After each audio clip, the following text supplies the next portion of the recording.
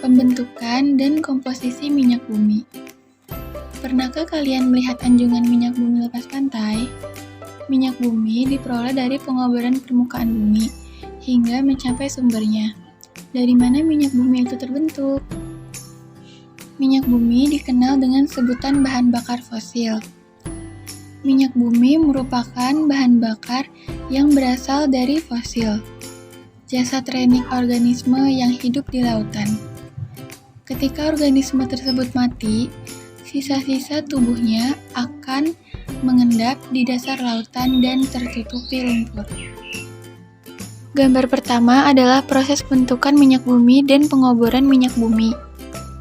Kesimpulannya, minyak bumi terbentuk selama jutaan tahun ketika pada masa purba. Tanaman dan hewan laut kecil atau mikroorganisme mati lalu terkubur di lapisan pasir dan batuan. Minyak bumi akan bergerak melalui batuan berpori dan akan terakumulasi ketika mencapai lapisan batuan keras, sehingga menghasilkan minyak bumi. Komposisi minyak bumi. Minyak bumi hasil eksplorasi atau pengoboran masih berupa minyak mentah atau crude oil. Minyak mentah ini mengandung berbagai zat kimia berwujud gas, cair, dan padat. Apa saja yang terkandung dalam minyak bumi? Komponen utama minyak bumi adalah senyawa hidrokarbon, baik alifatik, alisiklik, maupun aromatik. Kadar unsur karbon dalam minyak bumi dapat mencapai 50% sampai 85%, sedangkan sisanya merupakan campuran unsur hidrogen dan unsur-unsur lain. Misalnya, nitrogen 0 sampai 0,5%, belerang 0-6%, dan oksigen 0-3,5%. A. Senyawa hidrokarbon alifatik rantai lurus. Senyawa hidrokarbon alifatik rantai lurus biasa disebut alkana atau normal parafin. Senyawa ini banyak terdapat dalam gas alam dan minyak bumi yang memiliki rantai karbon pendek, contohnya etana propana. B. Senyawa hidrokarbon bentuk siklik. Senyawa hidrokarbon siklik merupakan senyawa hidrokarbon golongan sikloalkana atau sikloparafin. Senyawa hidrokarbon ini memiliki rantai molekul sama dengan alkena. C. Senyawa hidrokarbon alifatik rantai lurus bercabang senyawa golongan isoalkana atau isoparafin. Jumlah senyawa hidrokarbon ini tak sebanyak senyawa hidrokarbon alifatik rantai lurus dan senyawa hidrokarbon bentuk siklik. D. Senyawa hidrokarbon aromatik. Senyawa hidrokarbon aromatik merupakan senyawa hidrokarbon yang berbentuk siklik segi 6, berikatan rangkap 2 selang-seling, dan merupakan senyawa hidrokarbon tak jenuh.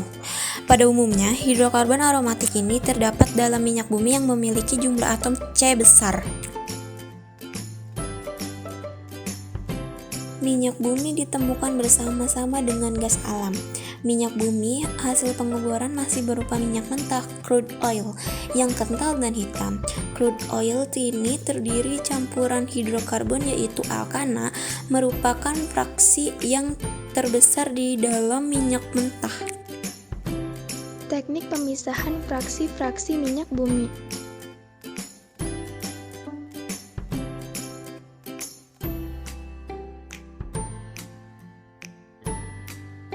Yang pertama, penghilangan garam atau desalting. Minyak bumi mentah selalu terkotori dengan air garam yang berasal dari sumur minyak bumi, sehingga air garam harus dihilangkan karena pada konsentrasi tertentu atau di atas 1000 barel dapat menyebabkan korosi pada peralatan pengolahan yang terbuat dari baja. Garam dalam minyak mentah berupa kristal garam yang terlarut atau tersuspensi dalam emulsi air dengan minyak. Salah satu jenisnya adalah garam-garam klorida. Yang kedua, ada distilasi. Distilasi atau penyulingan merupakan proses pendidihan cairan, pengembunan, dan pengumpulan uapnya. Pada pengolahan minyak bumi modern, menggunakan proses destilasi fraksinasi atau destilasi bertingkat. Yang ketiga, ada cracking atau perengkahan. Proses cracking berfungsi untuk memecah molekul hidrokarbon besar menjadi kecil dengan panas. Proses cracking diharapkan dapat meningkatkan kualitas hasil fraksinasi minyak bumi. Katalis yang sering digunakan adalah zeolit. Reaksi cracking umumnya ada 4, yaitu reaksi cracking dengan parafin, reaksi cracking dengan olefin, reaksi cracking dengan naften, dan reaksi cracking dengan aromatis. Yang keempat, reforming, yaitu perubahan bentuk molekul produk minyak bumi bermutu kurang baik menjadi bentuk yang lebih baik kualitasnya. Reforming dilakukan dengan menggunakan pemanasan dan katalis. Katalis yang digunakan adalah molybdenum oksidan dalam A1203 atau platina dalam lempung.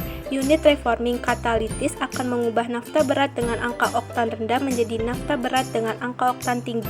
5. Alkilasi dan polimerisasi. Alkilasi merupakan penambahan jumlah atom dalam molekul menjadi molekul yang lebih besar. Proses ini membutuhkan katalis asam kuat yaitu H2SO4, HCl, AiCi3. Polimerisasi merupakan penggabungan molekul-molekul kecil atau monorel menjadi molekul yang lebih besar dan kompleks. Yang keenam, treating. Treating adalah perlakuan yang berbeda untuk setiap fraksi hasil penyulingan minyak bumi. Perlakuan paling sederhana adalah pencucian soda untuk menghilangkan senyawa belerang atau desulfurizing. Perlakuan lebih kompleks yaitu perlakuan pelarut atau solvent treating, penghilang wax atau lilin atau solvent dewaxing, perlakuan lempung atau clay treating, dan perlakuan air atau hydrotreating. Yang ketujuh, blending.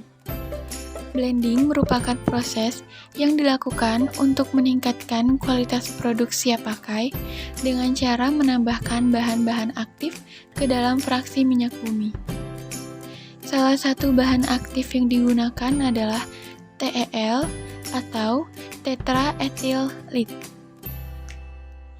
TEL ini merupakan bahan aditif yang digunakan untuk menaikkan bilangan oktan bensin. Setelah melalui proses ini, maka hasil dari pengolahan minyak bumi mutunya menjadi lebih baik dan menjadi bahan yang siap pakai.